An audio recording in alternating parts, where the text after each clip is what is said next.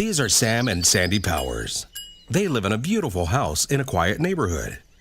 And to make things even better, they live in Florida. Florida, the Sunshine State.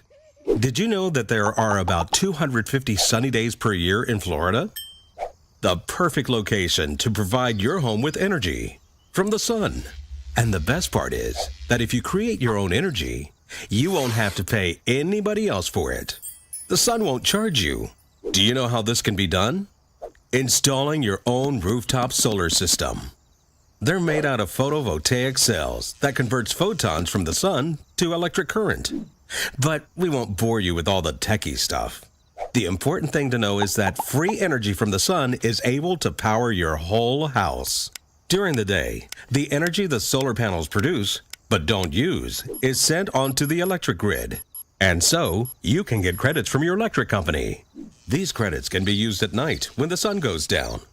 The energy your system produces will be enough to run your house 24/7 without having to pay your electric company. You will be the sole owner of your rooftop solar system.